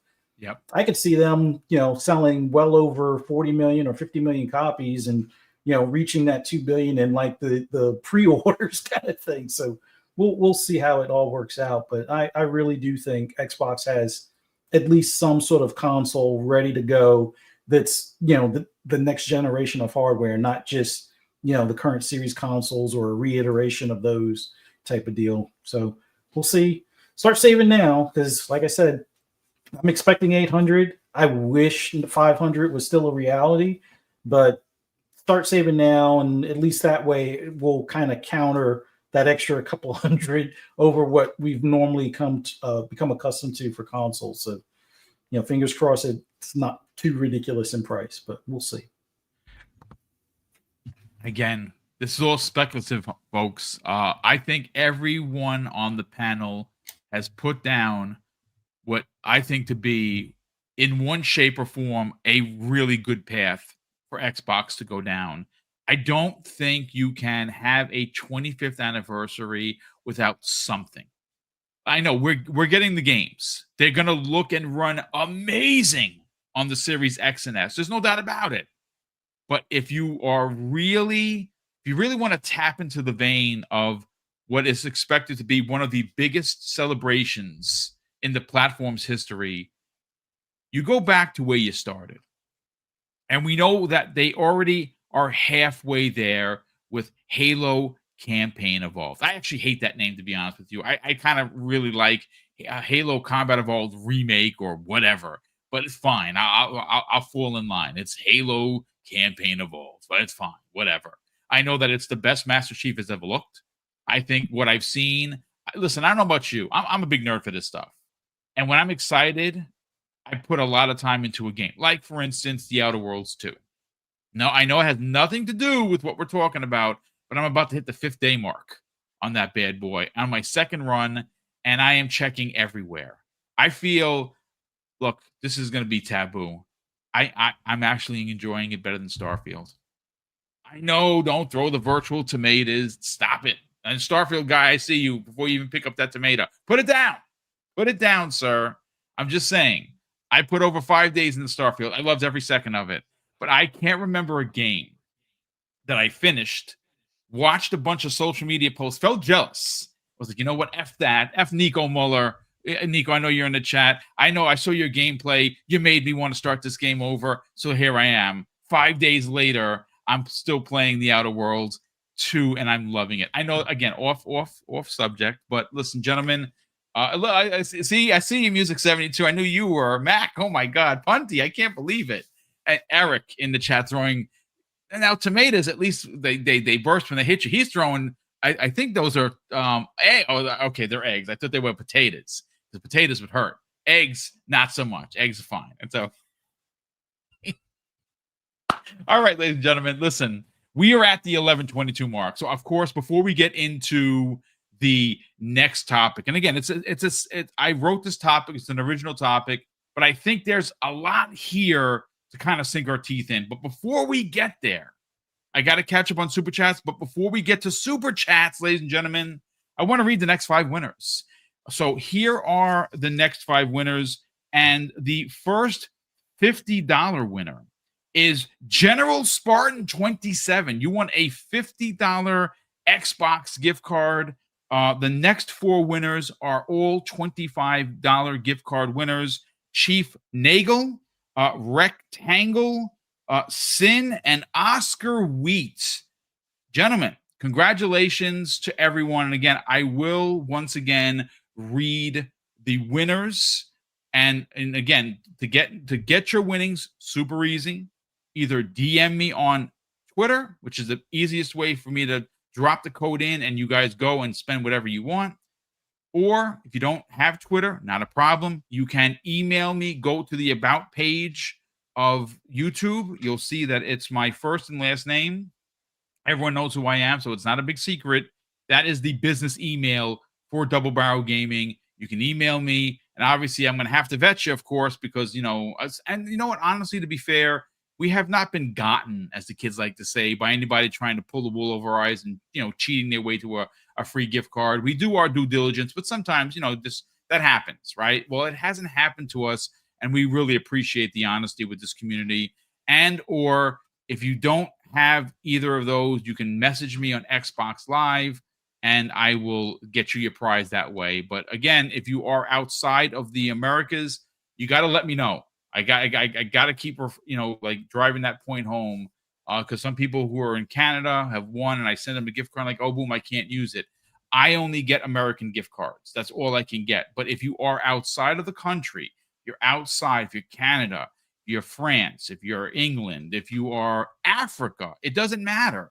We will send you your winnings. We're one of the few channels to do that, but we have to do it the right way. and you have to, if you don't have one, make a PayPal account, because we don't do the cash apps or anything like that, because those are unsafe. PayPal at least covers us and protects us from scams and from being hacked, more importantly. So if you are a winner outside of the States, it's not a problem. Mrs. Boom and I will get you your winnings, and we will pay the transfer fee from our bank into yours. Not a problem. If you won, you win. And again, just for clarification, because YouTube is funny like that, you do not have to be a channel member. You do not have to drop a super chat, and you have to do none of those things. You simply had to have just put the hashtag into the chat and let the picker do its job. That's it. So if you won, you won. Any transfer fees, if you're outside of the States, Mrs. Boom and I picked that up as well.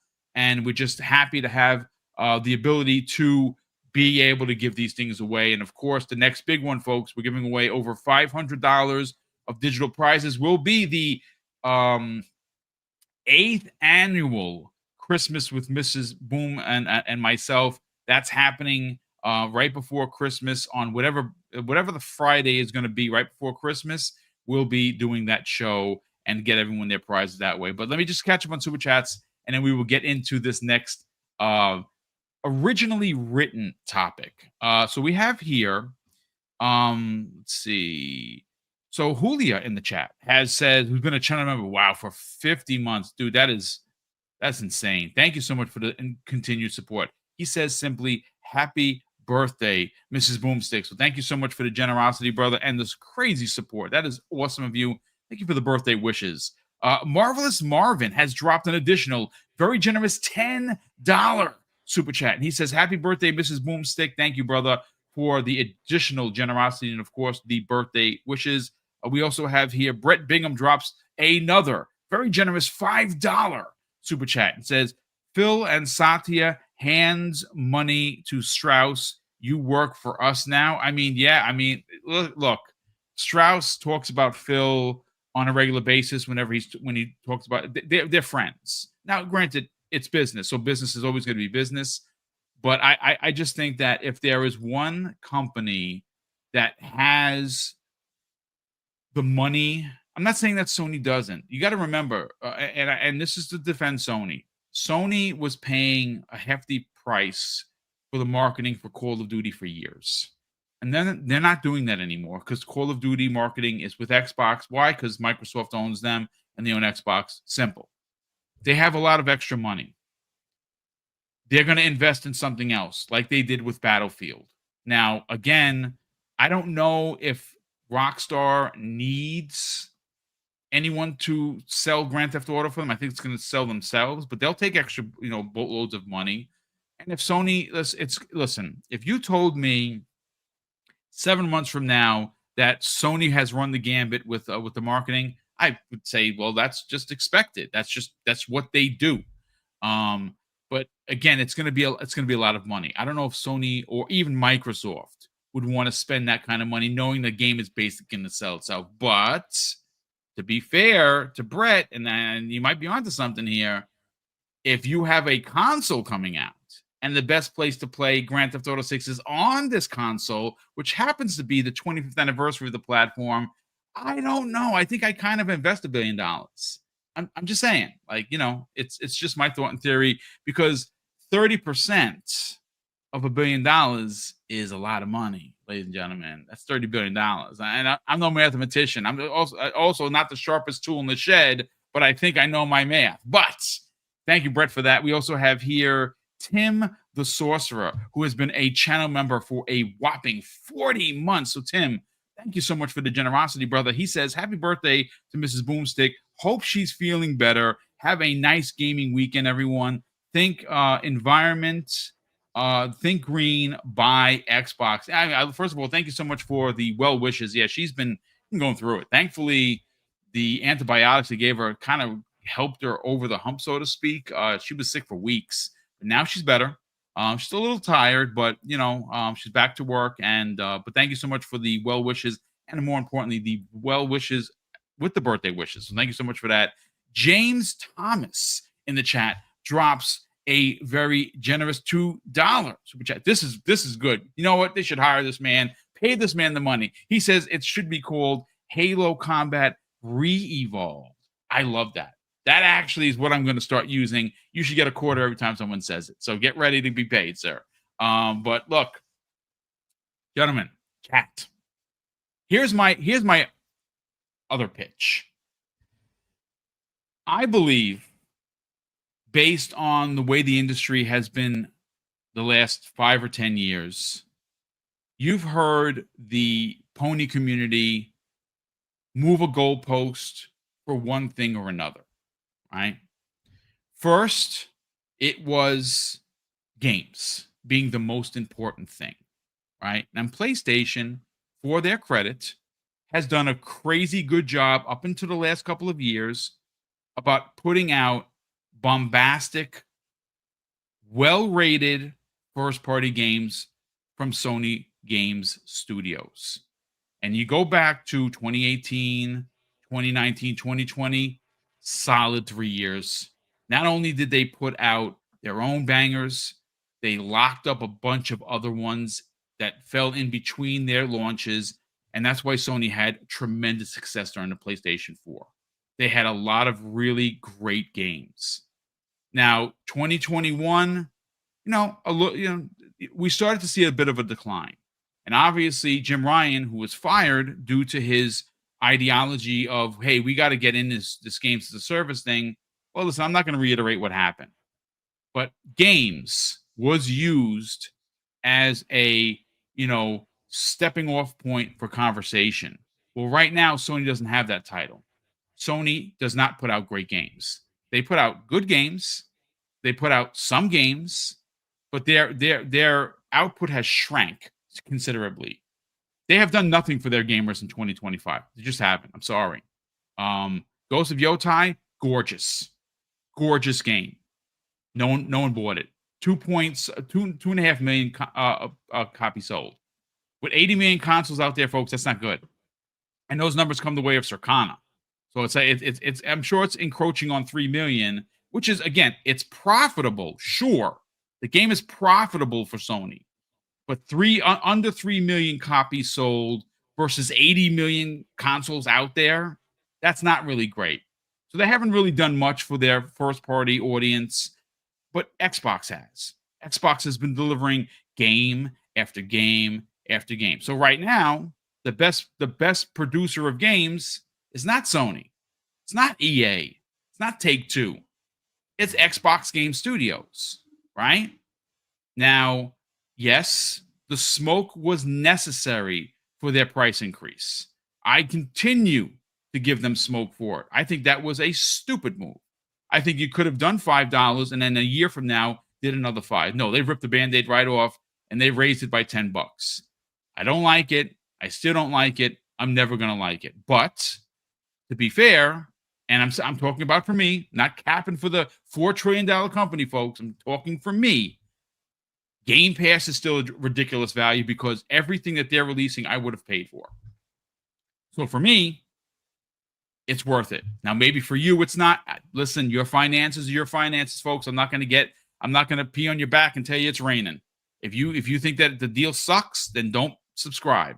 But there are ways to still pay under $20. You just got to shop for it. So I think that they have the games, they have the service, and now based on what we've heard from Kepler L2 and many of the AMD leakers, they're going to have the power. So if Xbox is holding the power crown, Cork, they're holding the service crown, which what I believe to be still the best service in gaming when it comes to dollars versus what you're getting. And they have the best first-party games, not only on the Xbox. Those games are releasing on PC and now on PlayStation. Would you agree or disagree that Xbox is holding all of the cards for next generation? Let's get your thoughts, man. Yeah, I think they definitely set themselves in a really, really good position, especially with their new strategy of, being multi-platform and all of that. They're hitting their stride of what they wanted to do, pre-COVID. And then they got held back. Everything, just the whole industry kind of just took a dive after that. But they're finally at the part where this is where they wanted to be. And yeah, I think they're in a really good spot. PlayStation, I've said it before, they need to switch. I mean, they're fine for now, but and you're already kind of seeing it. Look at, we're seeing rumors of cross buy. We're seeing rumors, of that kind of stuff. It's happened almost every year, every generation. It's play, Microsoft does something, gets a bunch of smoke, and then PlayStation does it. Oh, it's just the way the industry's headed. It's rinse and repeat here. And Microsoft, for being dead so many times, has always set themselves up. Yeah, they've fallen a few times, but they've always done pretty well, and they've always seen consistent growth with their MAUs and with revenue. Hardware's it hasn't been the most important metric probably for a gen or two now. Those user bases were already in there. We're seeing actually a decline in PlayStation's MAUs. The last time, I don't know what it was this current one or if it's coming up, but the last time they already in 6 months they saw 6 million MAUs decrease from what it used to be. So it's Xbox is definitely putting themselves in a position to where they're going to see the largest growth. They're going to see in the metrics that actually count, and I think that's MAUs. MAUs and revenue. And with that, they're going to be on top. There's no doubt. I don't think in next gen PlayStation's going to have to do something pretty significant with the PlayStation 6 to really change the game. Granted, people are going to buy the PlayStation 6 because that's just where they're ingrained. Some people will. Some other people, who knows, they might try and give Xbox a chance. They'll see all those games coming out. They don't have to buy it. Everybody puts this narrative out. Oh, $30. You don't have to buy the $30. You could spend, the $19.99 or the lesser value. Whatever value works for you. There's not everyone's going to be an all or nothing kind of situation. Xbox gives you a choice of where you want to be and what you want to spend and what you want to get from that. If you want day ones, Ultimate. If you want all the bells and whistles, Ultimate. Or if you're like, hey, I got enough games as it is, I can wait 6 months to a year for that game. That's cool. Then you could drop down to the next level, the premium level. So yeah. I think they're putting themselves in a way that they can get they can attract the most consumers into their platform to play wherever they already are. And that's all that matters, because once they have you in that ecosystem, you're going to spend in that ecosystem. Mm-hmm. And if you're spending in that ecosystem, you're going to stay in that ecosystem. So I think that's the mentality behind it. So I think next gen is definitely, Xbox is starting off on the right foot. I mean, it's going to be super interesting to see, how this all plays out. Now, listen, Crispy, you are the master of receipt keepers. And what I find interesting about my whole theory of Xbox holding all the cards is because many of the ponies, and we don't do the names here, but we can call them what they are, the internet trolls who talked about Xbox not having games, Xbox not having the power. And now they keep telling us, well, it's whole slate. But I thought you guys didn't like Xbox games. Well, apparently they do, because they're buying them up in boatloads at a time. And some of the best-selling games on PlayStation are from who? Not Sony themselves. It is from Xbox Game Studios. So again, my pitch to you is this. Xbox has the power, because we know that supposedly, now talking to Hargeet, he thinks that the 4 times more powerful by Kepler is malarkey. I'll keep it a buck, but it's going to be more powerful nonetheless. So the next Xbox, whatever it's called, whatever Magnus turns out to be, is going to be, yes, more expensive, but more importantly, more powerful than the PlayStation 6. They already have the best gaming service in the platform, or on any platform for that matter, because basically, like next year's a perfect example, 2026 is going to levy at least 6 bangers, AAA bangers on top of whatever else they do for second, third party, and indie. So it's going to be a big year for Xbox Game Pass, and they have some of the best studios in the gaming business that are a part of Xbox Game Studios making content. Would you consider that holding all the cards? Absolutely. You could just see it in what Sony's doing now. You know, it's funny how cloud gaming wasn't good until the Portal had it, or the ones that are crashing out because of cloud gaming. Where are you going to go? I mean, why are you crashing out? There's no reason for it. And I think at this point, the way they look at it is they have games. They probably have the power narrative. Regardless if the console comes out in 26 or 27, it's within what we'd call the release window. You have to understand that they want to sell their product. And that's why you go back to them looking at larger platforms and not the direct competition of console sales and saying, we can get to that larger platform status by releasing in multiple different ways. And it's always ironic that the stands sit there and, you know, say, oh, we're getting all your games. But then I have all of these receipts of you saying they're all dog shit. Okay. So which one is it? Because that's called being a hypocrite. And I don't like hypocrites. And that's why I probably keep receipts more than anything. So I can laugh. And they know it a lot of times because they don't come at me the way you think they would. And they know that I probably am sitting on something that you said 5 years ago, and you are completely contradicting yourself at this point. So it's becoming harder for them to move the goalpost, and it's becoming hard for Sony to deny the success of what Xbox is doing. And they don't have to sit there and you know, sell you their console necessarily. They're selling you a platform. So what, you know, Mr. Oh No Alex says all the time, he's getting to a point here, people. This is going to be a platform war, and it's going to be multiple platforms. We're not just talking about gaming. They are vying for your time. And this company, Microsoft, says gaming is vying for people's time, and we need to make it a forefront argument that we have the best ecosystem to play in, and we allow you to do things that other ones will not, and they won't let you do it unless they change their tune as well, which seems to be happening. So why would Sony follow a last place competitor? Maybe because they're doing something that Sony feels in the future they're going to need to be able to do.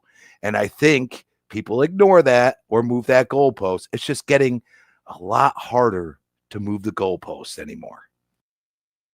I mean, it's a great point of view, dude. Honestly, you know, there's something to be said about being a fan of a platform, right? We all are. And it's just like sports. I know people don't like that analogy, but that's really what it comes down to.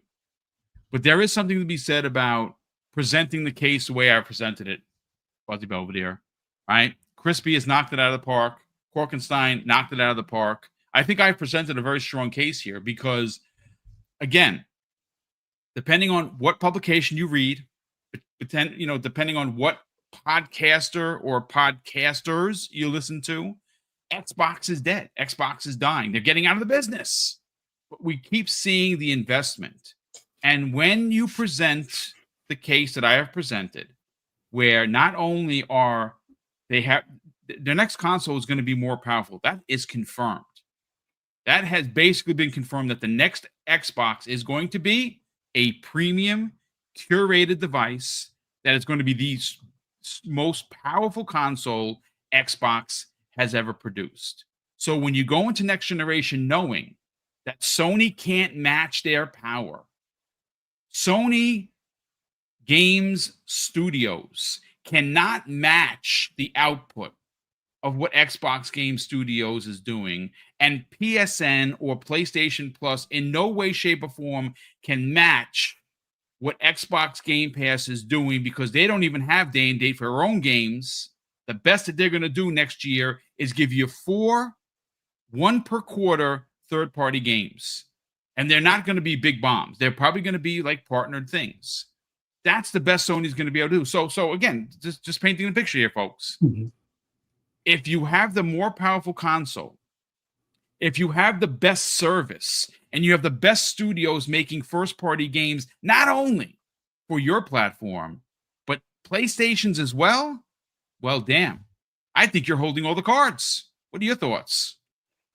I'm not going to disagree on the holding the cards, but I'm going to be a little bit of a devil's advocate. And it's not to be messy or anything like that, but Xbox has been in this situation before. Now, they may not have been the strongest one out of the gate in some instances, and sometimes they were the strongest one out of the gate, but something held them back. And I know if Paris is listening, he's going to hate that I'm going to mention the media. And it's not all of the media, but it's the majority of the media. The biggest thing that they can hold all the cards all the time, and if the gaming media isn't behind them or is enthused about the brand, that's always going to be their Achilles heel. Let's just take a look back at the beginning of the Xbox One generation.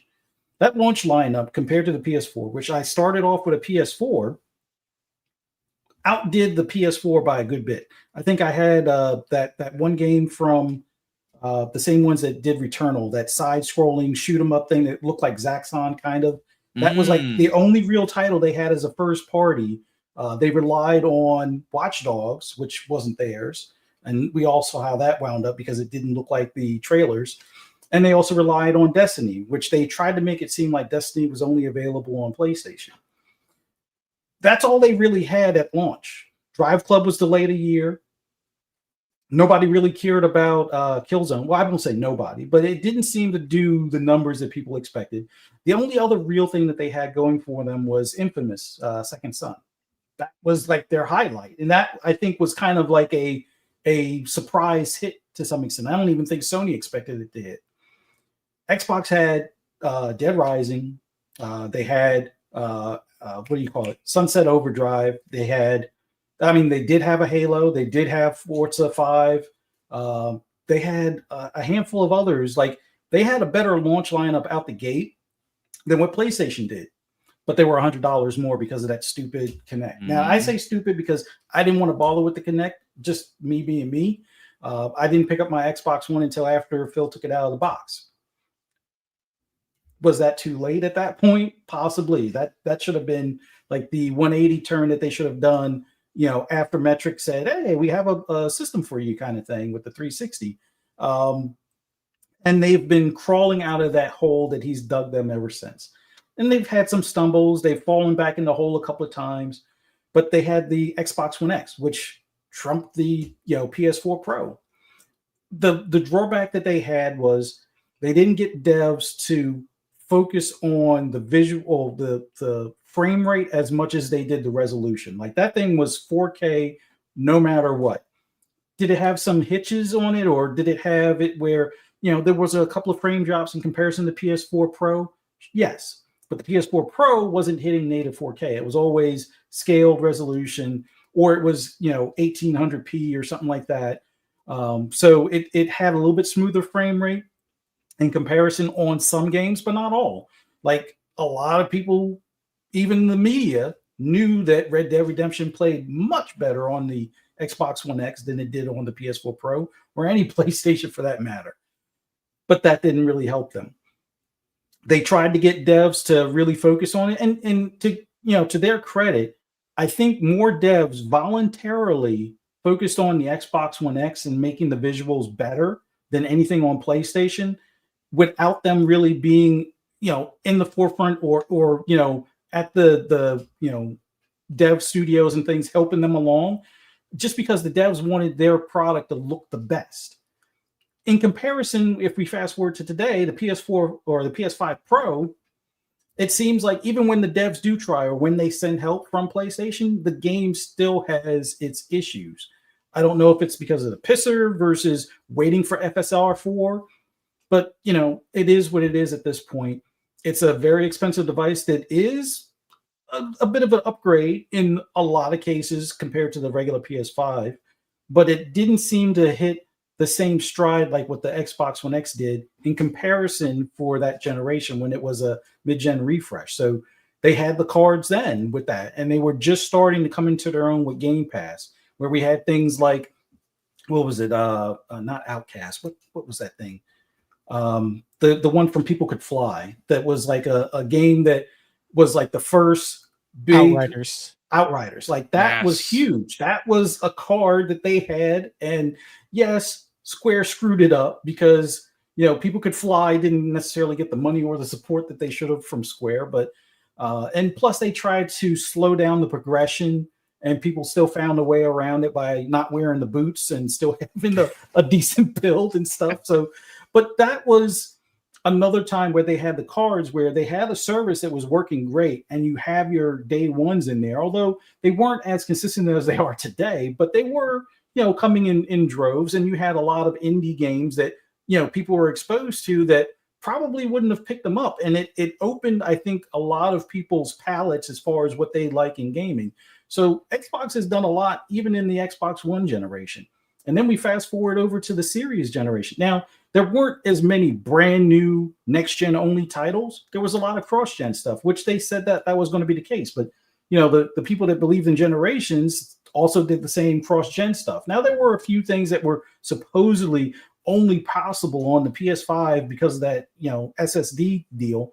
And when the people actually, the gaming media ran the tests, 99% of the games that they would try to start up at, like on a reboot or anything along those lines, started up faster on the Xbox Series consoles if it was available on both consoles. Of course, you don't have Ratchet and Clank on that console, and they raved about how you could do the inner world things and stuff like that when that was all scripted stuff. In comparison to, what was it, Psychonauts 2?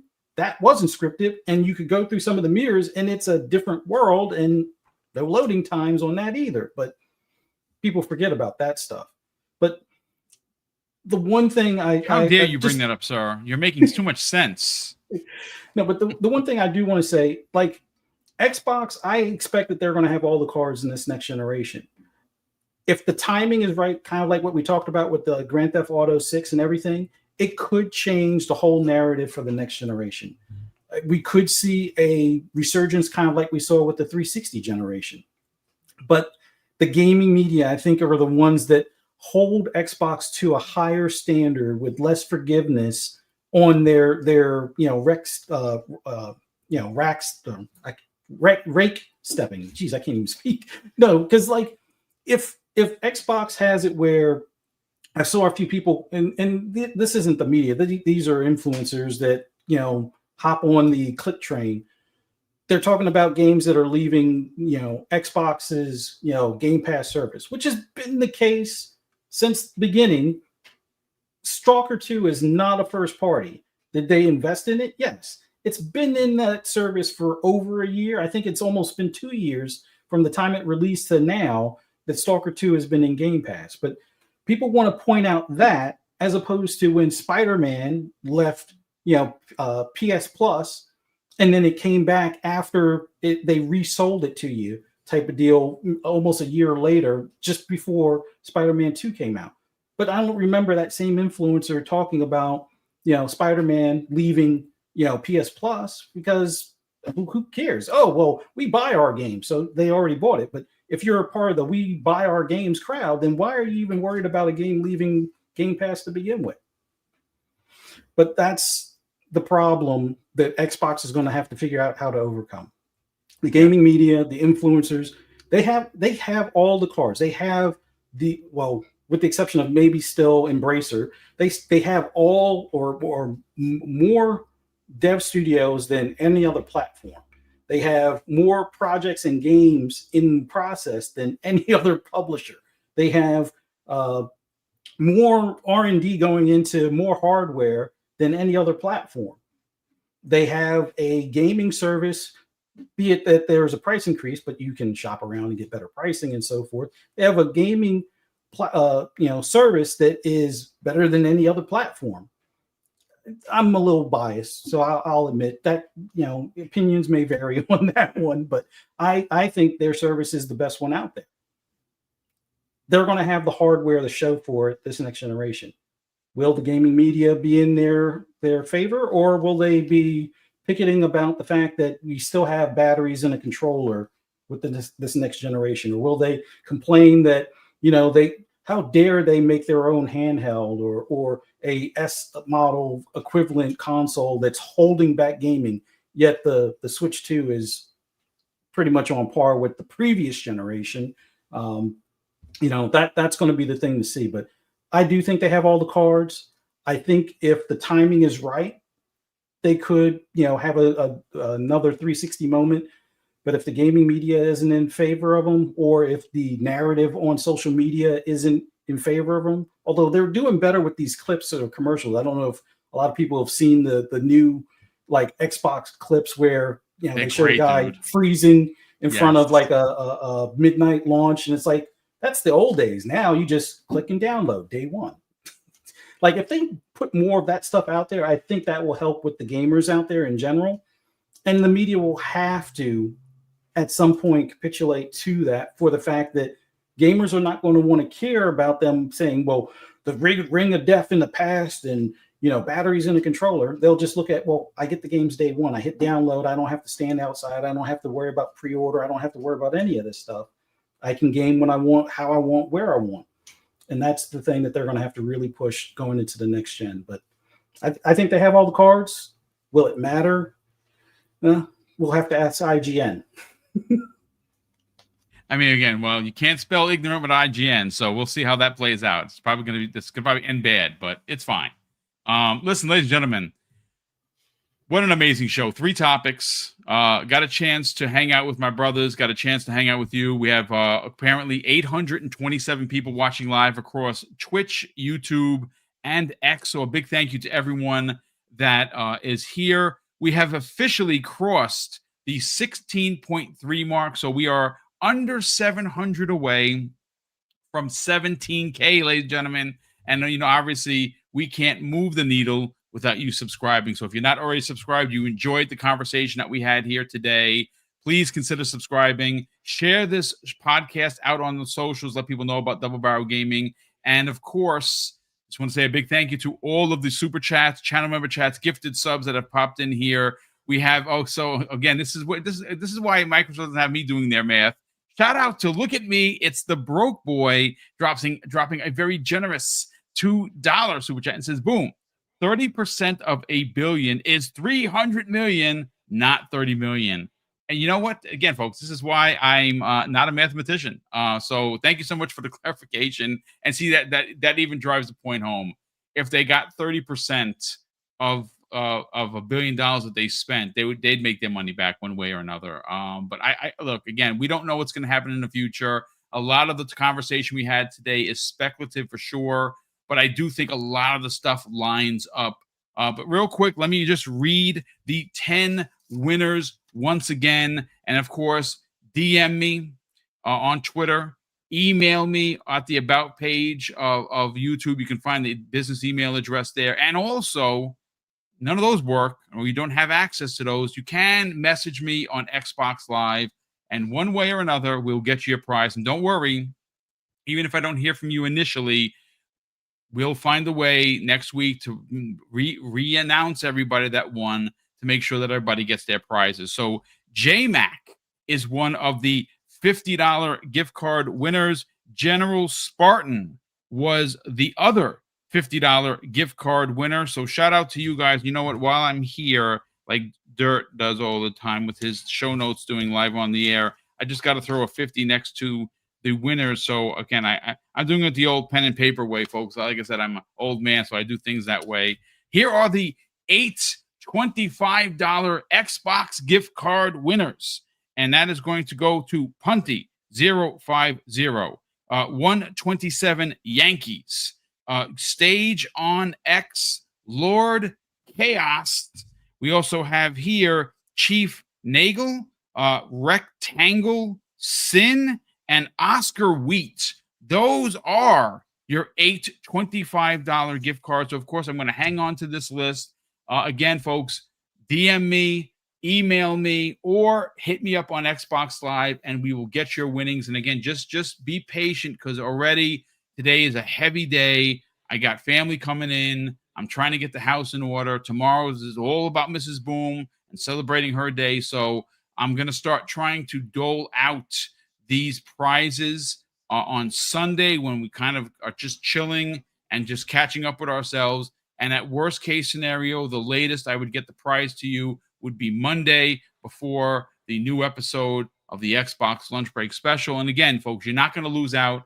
If we have trouble getting in touch with you, or you getting in touch with me, we're going to hold these for at least a week. You will get your prizes. So a big thank you to all of the birthday wishes in the chat. Thank you so much for that. All of the incredible generosity through the super chats and through the gifted subs. Mrs. Boom and I do greatly appreciate it. And again, a lot of what we do here, at least leading up until Christmas, is gonna, whatever we get is going to be used to fund what we give away for the 8th annual Christmas with Mr. and Mrs. Boomstick. That is, and again, as it stands right now, we're giving away $500 worth of digital prizes.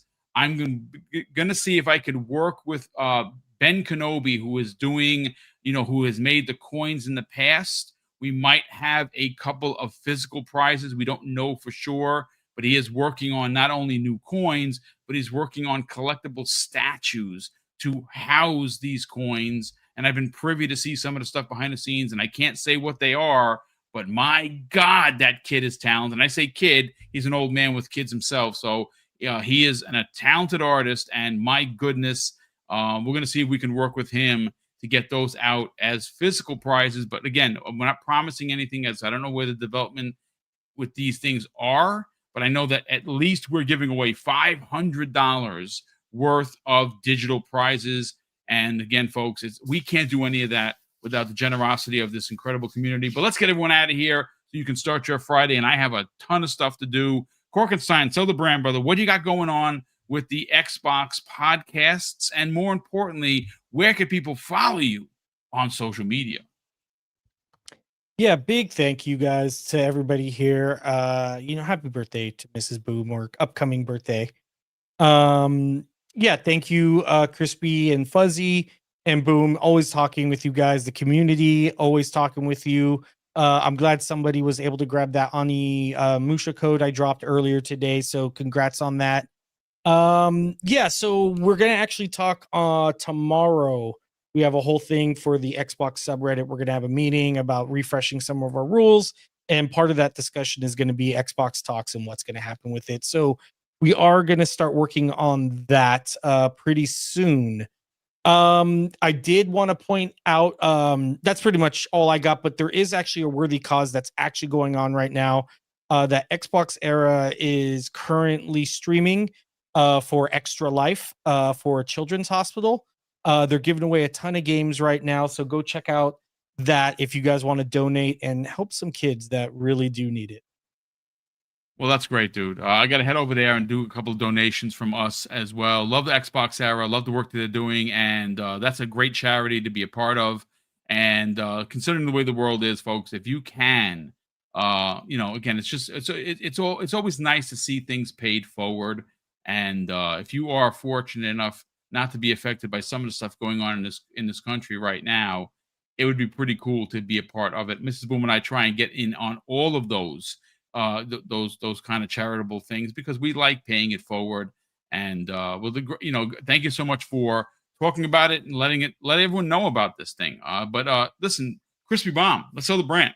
Where can people find you on social media, potentially get some of the receipt showing that you are known for, and more importantly, where are you going to show up next, buddy? At Chris Bomb on X, Chris Bomb 28 Xbox Live. You can find me. I believe I'll be on Lunch Break Special on Monday. So, yeah, we'll see you then. All right, brother. Well, thank you so much for being a part of today's show, and as well, looking forward to Monday's show. I've already started writing that show. I sent you guys a couple of things. And yes, folks, I do work on the shows that much in advance because it's a one-man show, so I got to make sure that I'm ready to rock and roll when the showtime hits. But Fuzzy Belvedere, let's sell the brand of the misses in the new episode of Fright Night with Ferocious V. You guys just had a great holiday for Halloween. October was big for the channel. Hopefully she continues to grow it because it is one of the best places for anything and everything in horror. So sell the brand. Where can people check out Fright Night with Ferocious V? Subscribe to her YouTube channel, but more importantly, follow you guys on social media. Well, as always, love doing this podcast with you, Boom, as well as you, Crispy, and you, Korkenstein. Just love talking about the hobby and everything that we have to look forward to for the remainder of this year and going into next year. If people thought that this year was crazy as far as game releases, 26 is going to be even crazier. Definitely clear that backlog so you can make room. But all in all, be safe out there, play some games, less social media time, more game time. You'll have a happier life from it. And for those who want to hear my rambles and rants on anything gaming related, just do a search on social media for Fuzzy Belvedere. You'll probably find me, or at least find my NASCAR 25 clips that I'm starting to post.